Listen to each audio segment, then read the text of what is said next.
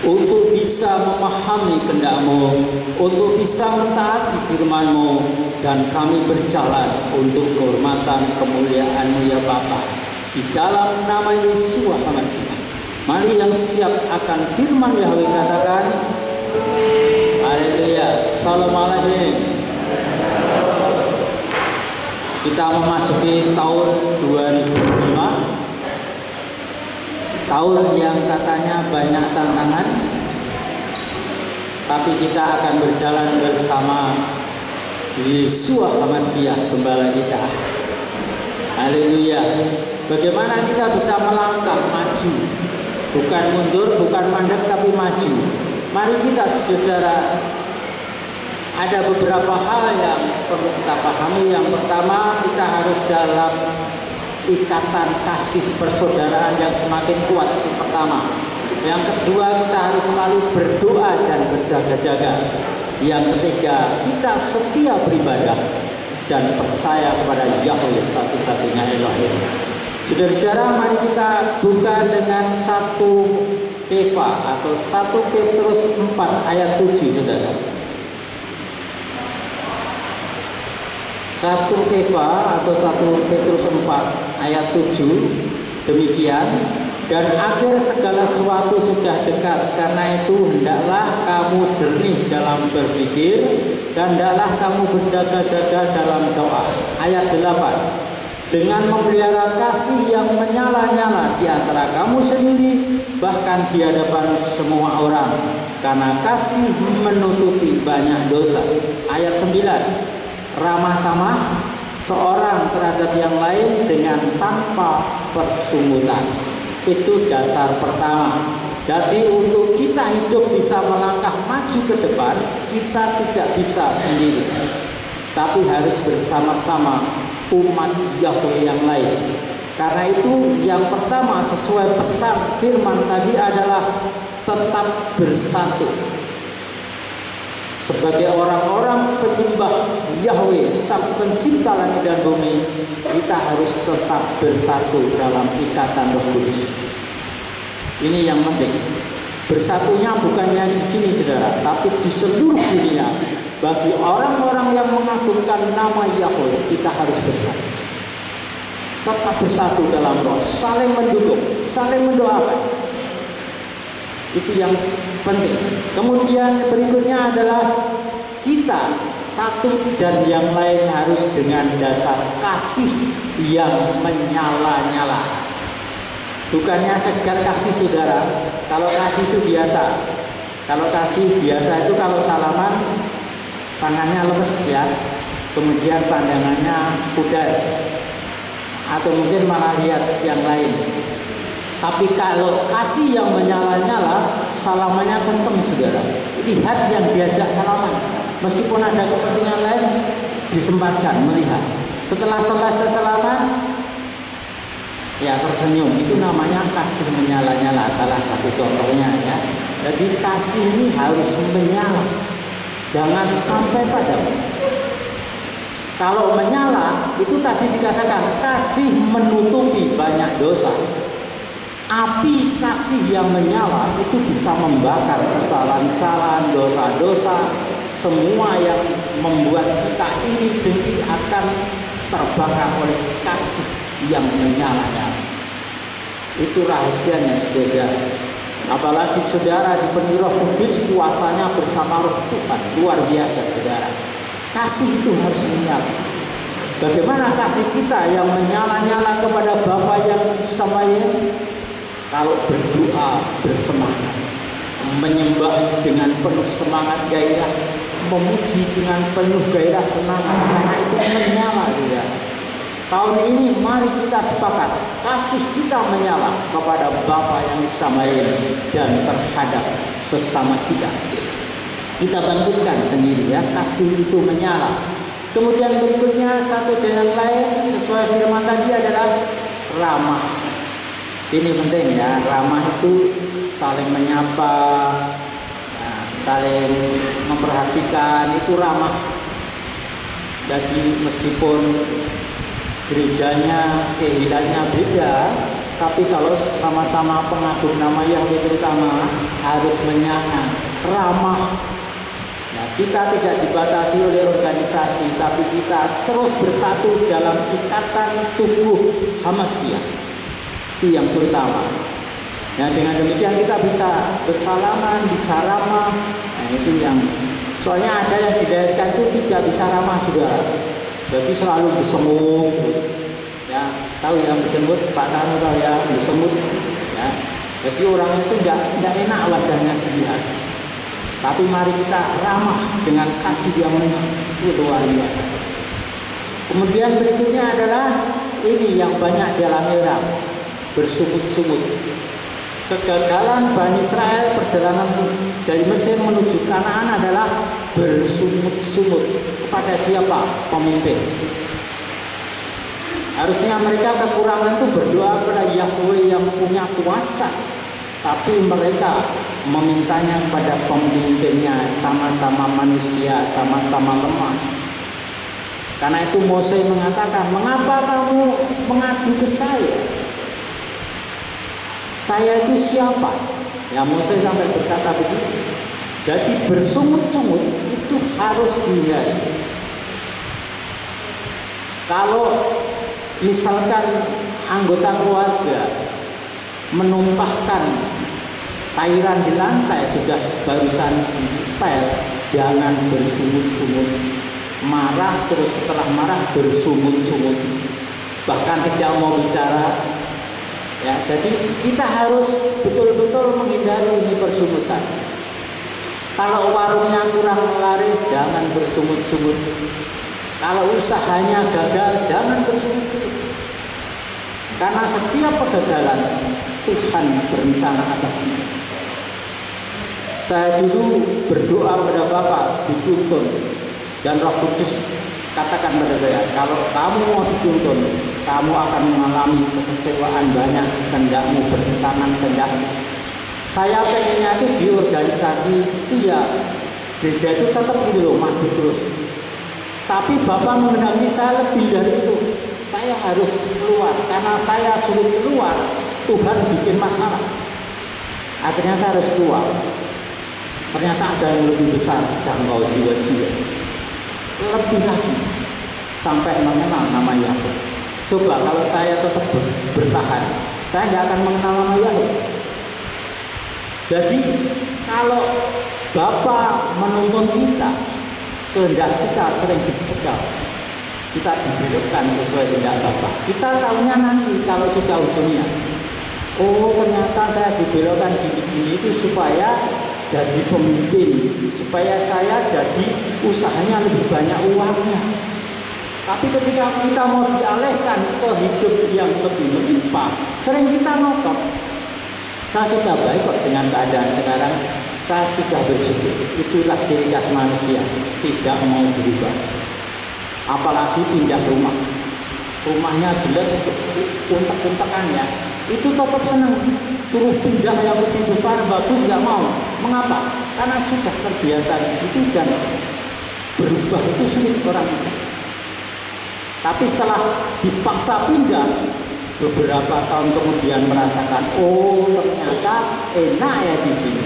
Kemudian lihat yang rumah masa lalu, oh ternyata jelek banget kok rumahnya yang begini.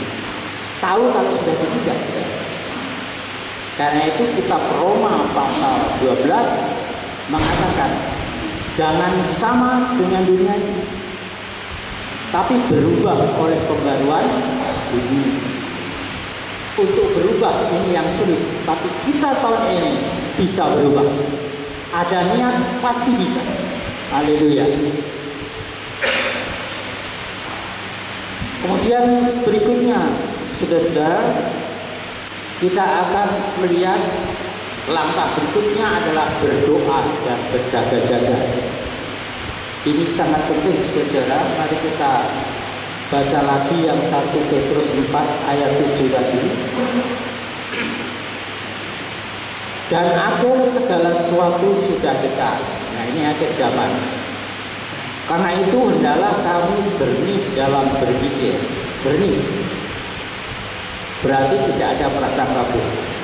Dan hendaklah kamu berjaga-jaga dalam doa. Sesuatu yang indah adalah seperti itu. Berjaga-jaga dalam hal apa, berdoa dalam hal apa, saudara. Yang pertama kita melihat ada ramalan tahun ini ada COVID lagi, saudara, virus ya. Kalau enggak tahun depan. Nah, kalau di Cina juga beredar. Saudara, Roh Kudus menunjuk virus itu bekerjanya di alam udara. Karena itu kalau udaranya bersih, virusnya tidak ada. Dan di udara itu ada namanya roh-roh jahat di udara. Itu yang terjadi. Oleh sebab itu, saudara, firman Tuhan berbicara. Mari kita lihat Efesus 6 ayat 10. Efesus 6, saudara, ayat 10 sampai 13. Selebihnya, hai saudara-saudaraku, hendaklah kamu dikuatkan dalam Tuhan dan dalam kekuatannya. Kenakanlah selengkap senjata Elohim agar kamu mampu berdiri teguh terhadap cara-cara licik iblis. Sebab bagi kita pertarungan itu bukanlah melawan darah dan daging, melainkan melawan penguasa-penguasa, melawan otoritas-otoritas, melawan penghulu-penghulu dunia kegelapan zaman ini, melawan hal-hal spiritual yang jahat di alam surgawi. Ada hal-hal spiritual yang jahat, saudara, di alam surgawi, di alam langit, ya, di alam udara di atas kita. Itu ada hal-hal seperti itu, saudara. Dan kitab 1 Petrus 5 ayat 8 mengatakan kita harus melawan. Bukan diam saja, tapi dikatakan 1 Petrus 5 ayat 9, lawanlah si setan atau iblis itu, maka mereka akan lari daripada. Jangan bertahan, tapi melawan. Oleh sebab itu, yang Roh Kudus tunjukkan adalah kita sudah diberi otoritas kuasa dalam nama Yesus Hamasiah, baik di sama yang di surga, di langit, di bumi, di waktu. Otoritas kuasanya di dalam nama Yesus Hamasiah. Saya melihat bagaimana virus-virus itu ada di angkasa. Saya tanya, Tuhan, bagaimana saya mengatasi ini? Dan Tuhan nyatakan, di atas alam atau awan-awan atau di udara provinsi di mana kamu tinggal, saya berdoa, Tuhan, mengapa tidak seluruh negeri? Tuhan katakan, setiap provinsi tanggung jawab umatku yang ada di provinsi. Jadi kita tinggal di provinsi ini, kita tanggung jawab. Caranya adalah lawanlah si setan sesuai perintah Bapa. 1 Petrus 5 ayat 9 tadi, lawanlah. Pakailah selengkap senjata Elohim dalam kekuatan kuasa Roh Kudus. Kita tolak. Saya ajak mulai besok pagi, doa pagi, jangan lupa bersihkan udara di atas provinsi. Caranya adalah ikat penguasa penghulu kegelapan, diikat ya. Ingat, ikat. Kemudian pekerjaan pengaruhnya, para virus-virus jahat itu rontokkan, hancurkan dalam nama Yesus. Ya, itu yang terpenting. Kita tidak bisa mengusir penghulu kegelapan itu, belum hak kita. Tapi kita mengikat. Yang kita hancur tolakanlah pekerjaannya, roh-roh virus-virusnya itu kita hancur. Jadi apa yang saudara terjadi? Udara di atas provinsi setiap hari bersih, sehingga semua sehat. Dan di lingkungan kita beribadah ini harus bersih terus udaranya. dari virus-virus jahat, dari roh-roh pemecah, dari roh pemfitnah, prasangka buruk kan harus ada ini di udara, saudara. Terus berkarya itu. Roh jahat di udara, kita katakan kita suci tidak main-main ini, saudara. Ada betul. Jadi bukan dongeng, saudara. Tapi bagi orang yang tidak mengenal dunia roh, itu mengetawakan kita. Apa itu ngusir roh-roh? Sok tahu, sok kuasa. Itu omongan orang-orang yang tidak pernah mengalami hidup dalam roh. Seperti orang yang suka makan bakso itu bisa cerita tentang bakso yang di sini lebih enak dari sini, baksonya di sini kurang gini karena apa? Pengalaman makan bakso. Tapi orang yang sama sekali belum pernah makan bakso, apa itu bakso, makanan apa itu? Ya kan? Sama kan? Begitulah yang terjadi. Karena itu di alam roh ini benar-benar ada. Jadi roh jadura itu ada. Virus-virus jahat itu kerjanya di udara, di alam. Mengapa orang pakai masker? Karena menghindari menahan virusnya masuk. Tapi apakah virus tidak bisa masuk? Bisa. Beberapa tahun lalu banyak orang yang tiap saat pakai masker juga mati karena virus. Ya tetangga saya itu istrinya dulu, terus beberapa minggu suaminya ya kena virus, tiap hari pakai masker, sering lewat di depan rumah saya ya. Jadi itulah yang terjadi. Kita harus melawan kuasa kegelapan, harus dilawan. Kemudian setiap roh jahat itu punya tempat, saudara. Saya pernah diminta mengusir satu tempat ya, ada pohon beringin itu, katanya selalu orang-orang sekitarnya melihat ya, orang-orang di situ melihat ya setan-setan sering mengganggu orang lewat itu, kan dekat jalan banyak tabrakan. Terus saya diminta datang, saya memang datang, kemudian melihat di alam roh memang ada banyak di situ. Dan saya tanya, Bapak bisa nggak saya mengusir? Tidak, itu bukan hakmu, kan rumahnya memang di situ, kamu lihat saja. Jadi saya tidak punya hak untuk mengusir mereka karena mereka di situ juga diundang, rumahnya kan ada orang yang mengundang di situ. Jadi saya tidak punya hak. Demikian juga ketika kelepasan orang yang dikuasai roh jahat.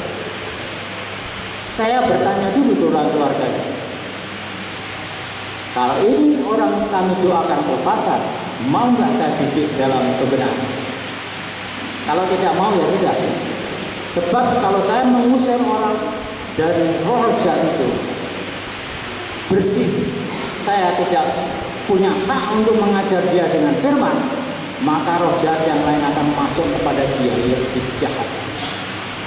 Saudara mungkin pernah mengalami orang kelepasan, setelah dilepaskan kok malah lebih jahat karena tidak diisi dengan firman dan hidup. Jangan salahkan, wah apa doa kelepasan itu buktinya si A itu setelah doa kelepasan malah tambah jahat.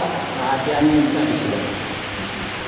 Yesus Hamasiah mengatakan kalau rumah itu sudah bersih, maka roh yang lain akan masuk ke situ. Rebutan kita lebih banyak, lebih jahat. Nah, supaya isi gimana? Diajari firman Tuhan, didoakan kepada Roh Kudus, diajari firman yang benar, baru bisa. Ya, gitu ya. Itu yang terjadi. Jadi itu alam roh, saudara. Dalam alam roh seperti itu dan nyata, saudara. Kemudian berikutnya adalah kita harus berdoa, berjaga-jaga terhadap siapa, saudara? Yaitu terhadap sesuatu yang memang Bapa Yahweh tentukan. Mari kita baca, saudara. Imamat 18 ayat 3 sampai 5. Imamat 18 ayat 3 sampai dengan 5. Kamu tidak boleh bertindak menurut perbuatan di tanah Mesir yang kamu telah berdiam di dalamnya, dan kamu tidak boleh bertindak menurut perbuatan di tanah Kanaan yang kamu aku bawa masuk ke sana, dan kamu tidak boleh hidup dalam ketetapan mereka. Ayat 4, kamu harus melakukan peraturan-peraturanku dan berpegang pada ketetapan-ketetapanku dengan berjalan di dalamnya. Akulah Yahweh Elohimmu. Ayat 5, dan kamu harus berpegang pada ketetapan-ketetapanku dan peraturan-peraturanku yang dengannya orang harus bertindak dan dia akan hidup dengannya. Akulah Yahweh. Bapak Yahweh itu punya perhatian khusus kepada umat kudus, juga kepada kita yang dipilih, ya, dibeli dengan darah Yesus. Kalau kita sudah dibeli dengan darah Yesus, apalagi sudah dipenuhi Roh Kudus, maka kita tidak boleh lagi hidup dengan budaya Mesir, di mana dulu kita hidup. Mesir ada apa? Ada banyak dewa Isis, Amon-Ra, ya, dewa matahari, ada dewa lembu, ada dewa kucing, ya. Itu semua ada. Dan tidak boleh ikuti budaya yang di Kanaan. Ada apa di Kanaan? Ada dewa Baal, yaitu dewa matahari, ada dewa Asyera, ada dewa Molok. Dewa Molok itu ngeri, ya. Kalau saudara tahu, dewa Molok itu minta persembahannya adalah bayi yang masih hidup, anak yang masih hidup. Caranya adalah, upacaranya ini perlu diketahui. Jadi ada tempat besi baja, lembaran itu bawahnya nyala api, panas sekali, ya. Kemudian para penari muter-muter, terus ada gendang besar, gendangnya dicabut. Kemudian ketika gendang itu ditabuh keras, mulai menari-nari semua mengitari lingkaran itu. Semakin keras gendangnya, saat itulah bayi dilimpahkan ke atas lempengan baja yang sudah menyala itu, sehingga tangisan bayi tidak terdengar karena tertutup oleh suara gendang yang keras. Itu persembahan dewa. Jadi itu adalah untuk penebus dosa, saudara. Jadi kalau kerabat atau keluarga itu dosanya besar, maka ketika minta dewa Molok, nah biasanya imannya akan mengatakan itu harus dengan bayi. Nah, bayi itu bisa dari kerabat itu atau mencuri. Ya pokoknya bayi dipersembahkan di situ. Kemudian saudara-saudara, di tanah Mesir dan Kanaan yang dilarang Tuhan tadi adalah punya tradisi ketetapan. Jangan ikuti ketetapan dan tradisi mereka tadi dikatakan. Semua paganisme, penyembah berhala, penyembah dewa-dewa itu punya tata cara tradisi. Tradisi itu sebagai wujud penyembahan atau penyebaran ajaran yang ada di dalam penyembahan itu. Di Jawa juga banyak, saudara. Ada Dewi Sri, Dewi Padi, ya. Ada Dewi Ratu Bito, Nigorong, Gunung Merapi. Ada banyak juga. Di Indonesia itu banyak. Kemudian di Lautan Pasifik ada namanya Dewi Rosa. Muncullah doa Rosa, ya, Dewi Rosa. Ditujukan ke sana, Filipina kebanyakan. Ya. Jadi ini adalah semua ada, dan semua itu diwujudkan dalam bentuk, misalkan doa Rosario itu wujud untuk berhubungan dengan Dewi Rosa. Kemudian ada pemberian satu budaya khusus tradisi itu untuk dewi tertentu. Dan ada yang menarik, saudara, yang ini adalah seperti yang sudah saya katakan, saudara. Jangan ikuti tradisi mereka Mesir dan Kanaan, supaya kamu tidak terlibat dalam dosanya. Itu adalah tradisi yang umum, adalah dua hal yang sulit dilepaskan, seperti saya katakan bulan lalu, ziarah kubur sulit dilupakan itu. Kemudian acara selamatan itu melekat. Itu budaya Mesir, budaya Kanaan, budaya-budaya yang ada, menghormati leluhur dengan menganggap itu. Saudara tahu, Gini, ketika Yesus katakan kalau orang mati, rohnya ke Firdaus, kembali kepada Tuhan yang menciptakan. Firman Tuhan katakan dagingnya kembali ke tanah. Ya, Pengkhotbah 12 ayat 7 ya. Jadi di situ sudah jelas. Kemudian dikatakan roh orang yang meninggal tidak bisa berhubungan dengan orang hidup. Itu ajaran Tuhan Yesus, dan itu harus menjadi iman pengharapan setiap orang percaya. Tetapi kalau setan mengarahkannya bukan. Kalau orang mati, kehidupannya ada di kuburan. Itu penyesatan setan. Tapi kalau Tuhan mengatakan orang mati rohnya kembali pada Tuhan, tidak ada di kuburan. Karena di kuburan hanya jasad yang menjadi tanah. Tidak ada apa-apa di kuburan. Tapi setan membuat orang melihat kehidupan ada di kuburan. Inilah yang bertolak belakang antara firman Tuhan dan tradisi. Nah, mengapa orang bisa semakin kuat untuk memahami bahwa di dalam kuburan ada kehidupan? Ditopang oleh namanya tradisi yang mendorong orang secara bermasyarakat menghormati arwah yang dianggap mereka di dalam kuburan. Padahal menurut firman Tuhan di dalam kuburan tidak ada arwah. Arwahnya ada dua tempat. Orang benar di Firdaus, orang jahat di alam barzakh atau alam maut. Alam maut di bawah bumi, Firdaus di atas. Itu ajaran Tuhan, firman Tuhan. Nah, sekarang kalau orang-orang percaya datang ke kuburan menabur bunga, berarti orang itu percaya bahwa di kuburan ada kehidupan. Itu sudah sesat, disesatkan oleh setan. Apalagi juga selamatan orang meninggal dari 3 hari sampai 1000 hari.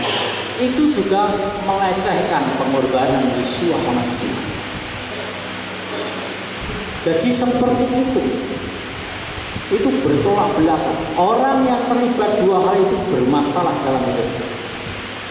Ada noda hitam yang membuka pintu-pintu masuknya roh jahat. Saya akan berikan contoh, 2 contoh saja ya. Teman saya seorang pendeta ketika kawin, kemudian ke rumah saya juga sama calonnya didoakan bagus. Kemudian berikutnya dia menghubungi saya bahwa suruh nemani itu motret. Ngapain? Nabur bunga di kuburan kakeknya. Kalau mau nikah kan harus ke kuburan dulu. Kalau ada yang tinggal nabung. Saya kaget. Saya ingatkan, saya jelaskan firman, dia sudah tahu. Tapi ini kan demi keluarga, menghormati. Ya Tuhan tahu bahwa pengampun. Saya katakan, tidak bisa firman Tuhan main-main seperti itu. Kamu berani menanggung akibatnya, berani dia berani. Jadi Pak Anies jangan menahan ini. Ya saya bukan menahan, memberitahumu supaya kamu tidak menanggung dosa ini. Dosa kuburan itu apa? Dosa karena berlawanan dengan Tuhan. Akhirnya apa sudah? Jadi belum ada setahun nikah, istrinya kena kanker. Ya, beberapa tahun kemudian mertuanya habis-habisan katanya tanah pekarangan yang mobilnya untuk apa? Nah, tadi dulu belum ada BPJS. Jadi seperti itu. Akhirnya didoakan banyak pendeta, dia tidak sembuh juga, semakin parah. Saya juga diundang mendoakan, saya nggak bisa berdoa. Yang ngapain? Nah, itu upahmu ya. Tapi saya berdoa supaya kamu berdoa bertobat. dan kesembuhan kita. Mereka merenungkan akhirnya, ya Pak Kris, saya mau doa puasa 3 hari pertobatan ini. Terjadilah saudara. Setelah itu terjadi, beberapa minggu kemudian ada pemulihan. Dan sampai sekarang masih hidup. Bisa hidup, bisa segar. Jadi itulah yang terjadi. Ada pertobatan, kesadaran. Dan berikutnya adalah ada di daerah timur sana, saudara. Itu sama hal seperti itu. Juga datang ziarah ke kuburan, ya karena orang tuanya sudah meninggal dua-duanya dari ziarah kubur.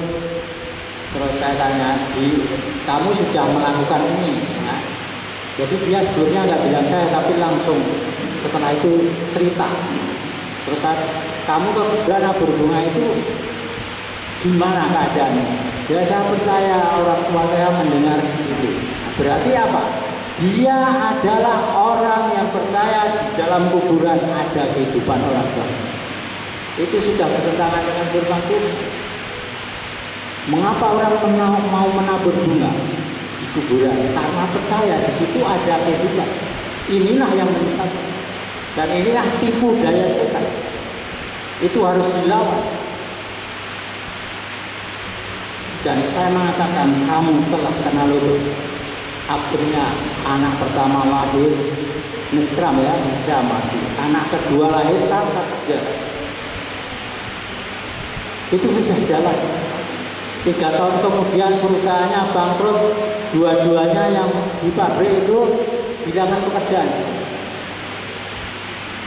Apa yang terjadi? Itu dimakan. Ada lubang yang membuka roh jahat, menekan kita ketika kita berbuat dosa yang kita tahu. Nah itu harus dihindari. Bagaimana kita bisa lepas dari itu? Bertobat, sadar, bertobat, mengaku dosa, berdua. Ya. Dan bulan depan itu tantangan terbesar untuk orang percaya. Bulan apa? Bulan Ruah ya. Itu ada apa bulan Ruah? Banyak strategi, banyak ini dan itu. Nah, ini saya sudah melihat saudara, ada gereja gitu ya. Dulu pendahulunya ada pendeta yang dikubur. Kemudian pas ulang tahunnya, pendeta sama pengurusnya semua jemaat seragam itu saudara, datang ke kuburan itu menabur bunga. Saya lihat itu luar biasa, kasihan mereka. Yang menggerakkan pendetanya sudah. Jadi datang ke ziarah kubur sebagai upacara ulang tahun gereja. Kemudian yang beberapa hari yang lalu saudara, saya diminta khotbah dari suatu kumpulan beberapa RW ya, ibu-ibu semua. Saya sampaikan. Kemudian setelah itu kan biasanya makan-makan ya, makan-makan ngomong-ngomong. Nah, mereka ngomong-ngomong itu merencanakan untuk ziarah kubur bulan depan ya, ziarah kubur. Nah saya tanya, kok pakai ziarah kubur? Saya nyadar ya, kok begitu? Apa diizinkan oleh pendetanya? Oh boleh kok, kalau pendetanya juga gitu, keluarganya malah nyuruh nggak apa, malah memfasilitasi. Oh gitu. Terus yang lain saya tanya sama. Terus habis itu dia ngomong, saya cerita firman yang saya sampaikan tadi, ajaran Yesus tadi, ajaran firman saya sampaikan, kaget betul.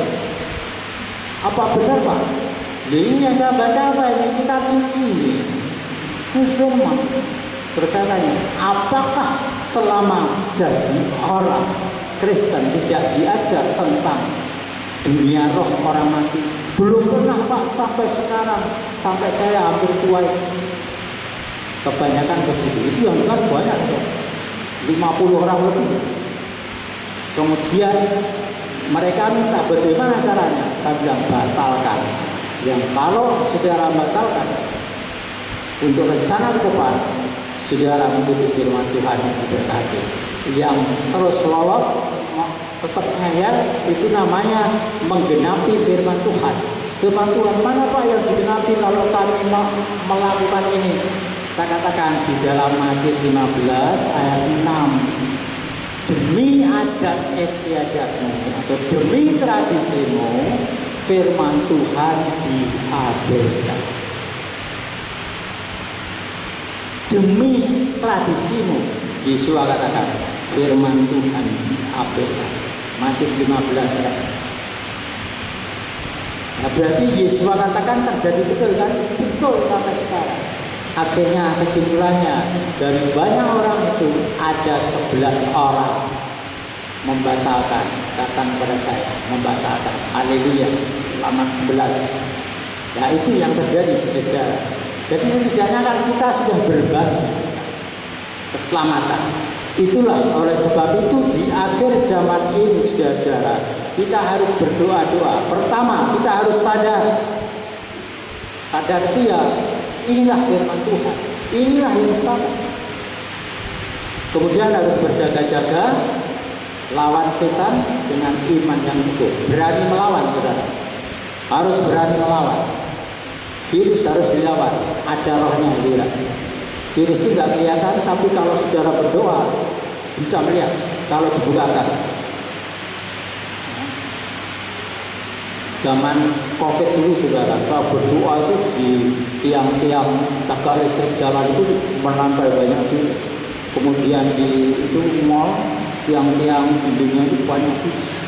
Terus berkeliaran banyak virus. Saya itu luar biasa. Jadi kalau orang pegangan itu, eskalator itu juga banyak. Berarti kalau itu terus masukkan itu ini, masuk gitu virus. Jadi betul pakai masker masuk karena ya. Jadi itulah yang terjadi saudara. Jadi kita bisa melawan dengan kuasa nama Yesus. Rohnya itu kita usir saudara, supaya kita beroleh keselamatan, kesejahteraan tahun ini. Berikutnya adalah kita harus percaya dan berharap kepada Yahweh Elohim, mengandalkan Dia saudara. Itu yang terutama. Coba kita baca, ini ayat emas ya. Yeremia 17 ayat 7 dan 8. Yeremia 17 ayat 7 dan 8.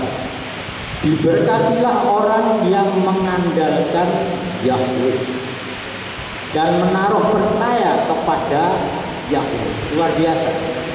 Hasilnya apa saudara? Ayat 8. Sebab dia akan seperti pohon yang ditanam di dekat air yang merambatkan akar-akarnya ke tepi aliran air dan tidak akan takut ketika panas datang dan daun-daunnya tetap hijau. Yang tidak khawatir pada masa kekeringan dan yang tidak akan berhenti menghasilkan buah. Tahun ini saudara akan menghasilkan banyak buah dalam hidup. Asal mengandalkan Yahweh. Percaya kepada Yahweh seperti firman. Itu lawannya di ayat 5 saudara. Ayat 5 itu mengatakan terkutuklah orang yang mengandalkan manusia dan kekuatannya. Dia akan jadi pohon yang kering saudara. Orang yang mengandalkan manusia dan kekuatannya itu jelas akan kering. Tapi yang mengandalkan Yahweh, percaya pada Yahweh, itu akan seperti pohon di tepi aliran air.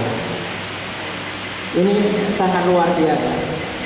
Dengan demikian semua ini percaya pada Yahweh, mengandalkan Yahweh, bisa terus tumbuh melalui ibadah bersama seperti sekarang ini. Ibadah ini tidak hanya sekarang saudara kita beribadah kepada Yahweh. Selama kita punya daging dan darah, kita hidup di bumi ini, kita beribadah kepada Yahweh. Nah, kalau mati nanti, arwah kita beribadah kepada Yahweh.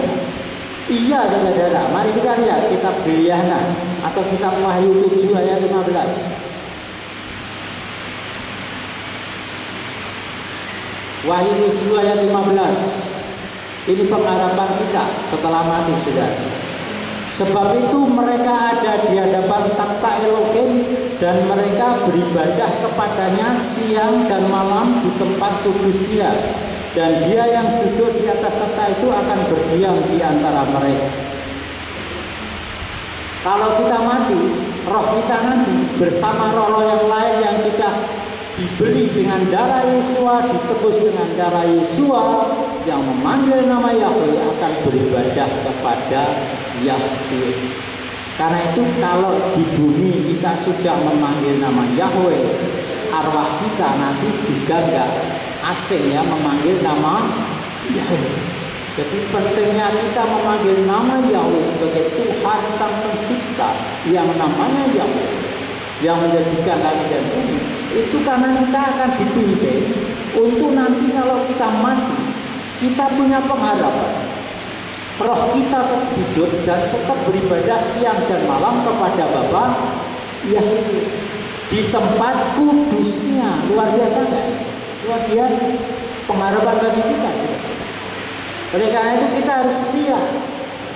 Sekarang ini setia mengandalkan Yahweh, percaya dan beribadah kepada Bapa Yahweh, harus ada kesetiaan.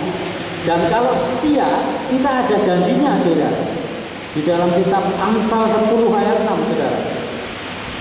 Amsal 10 ayat 6.